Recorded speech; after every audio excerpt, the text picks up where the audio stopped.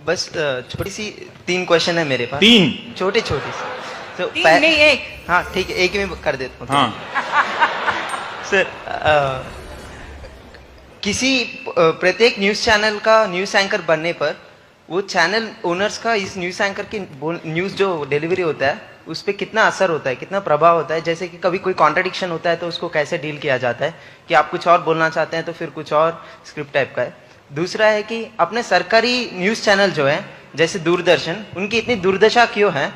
तीसरा क्वेश्चन है कि आपके साथी पत्रकार सीधा सीधे अर्नब गोस्वामी के बारे में बोलते हैं हर किसी के पास कुछ खूबियां होती हैं, तो फिर आपको अर्नब गोस्वामी जी में क्या खूबियां नजर आती हैं या फिर क्या? देखिए, मैं कोई बॉर्नवीटा कॉम्प्लेक्स में नहीं आया हूँ, ठीक है, कंपटीशन में नहीं आया हूँ कि उनकी खूबियां बताऊंगा, ठीक है।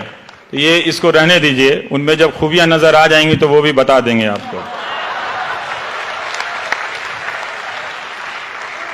पर आपका पहला सवाल उसको ठीक से फ्रेम नहीं हुआ, पर वो महत्वपूर्ण है। वो महत्वपूर्ण इसलिए है कि देखिए, टेलीविजन में एक प्रोसेस के तहत रिपोर्टिंग को खत्म किया गया, ठीक। जब 150 रिपोर्टर होते हैं तो कब किसके हाथ कौन सी सूचना लग जाएगी किसी को पता नहीं होता था।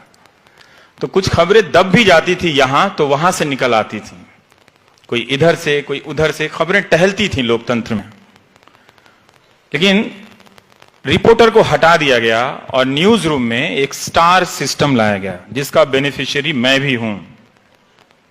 तो जब ये 4-5 हो गए तो पावर के लिए इनको कंट्रोल करना आसान हो गया। मेहनत कम हो गई ना, मेहनत कम हो गई, इनकी इनसिक्योरिटी बढ़ गई कि यहां से हटेंगे तो कहां जाएंगे।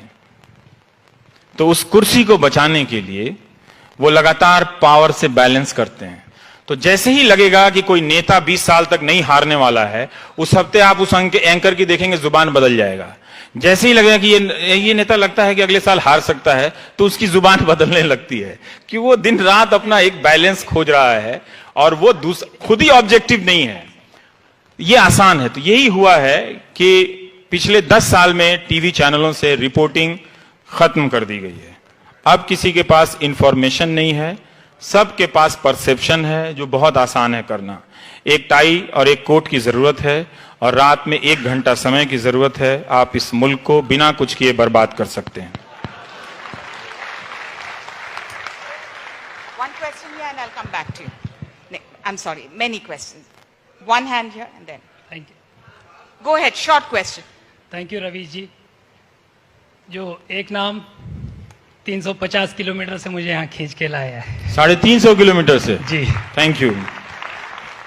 तो मेरा सवाल ये है रवि जी, कुछ लोग ऐसा, मेरे हिसाब से, मैं भी जर्नलिज्म का स्टूडेंट हूँ लेकिन एक्सपीरियंस नहीं है। माइक में बोलिए जरा, माइक पास। तो मेरा सवाल ये है रवि जी, कहाँ हम वो लोगों के गेम में घूम तो नहीं जा रहे हैं जो लोग गांधी को बनिया के कम्युनिटी में और अंबेडकर ने तो सबको राइट दिए हैं, अंबेडकर को सिर्फ दलित तक रिस्ट्रिक्ट करने में, गांधी को बनिया तक रिस्ट्रिक्ट करने में, सरदार जी को पटेलों तक रिस्ट्रिक्ट करने में, जब उनके गेम के एक स्ट्रेटेजिक पार्टनर तो नहीं हो रहे हम ऐसे गुमशुदा तो नहीं हो रहे उनके गेम में। इसका जवाब यही है कि आप गांधी को भी अपना बना लीजिए, अंबेडकर को भी अपना बना लीजिए और पटेल को भी अपना बना लीजिए। मैं वही कह रहा हूं।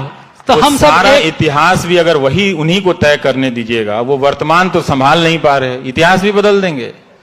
कमाल है, मतलब अरे पढ़ने बैठेंगे ना इतिहास, मैं इतिहास का विद्यार्थी हूं, तो 5 साल में कोर्स पूरा नहीं होता है। मूर्ति बना देने से आप इतिहास के विद्यार्थी नहीं हो जाते। मूर्ति बनाना एक तरह से वो गोल्डन गाइड है, कुंजी बनाना है, वो धोखा देना। जैसे बहुत सारे विद्यार्थी इतिहास की क्लास में जाते हैं तो कुंजी पढ़ के पास करते हैं, तो नेता जब पब्लिक में आता है तो उसे लगता है, उसे बताना पड़ता है कि वो इतिहास का भी विद्यार्थी है, तो वो कुंजी के रूप में मूर्ति बनवा देता है। कहता है कि हम जयंती सुबह सुबह व्हाट्सएप पे कर देता है, ये महापुरुषों को प्रणाम, ये महापुरुषों को प्रणाम, और काम किसी भी महापुरुष से उसके मिलते हुए नहीं नजर आते। आप बताइए किसके काम किस महापुरुष से मिलते नजर आते हैं? वो तो ये बात है। शुक्रिया रवि जी, थैंक यू। और एक और बात है कि हर सवाल का जवाब मेरे पास नहीं हो सकता है जी। The lady here, third हम कोई row. रिजर्व बैंक नहीं है कि 8 महीने बाद झूठ बोलेंगे।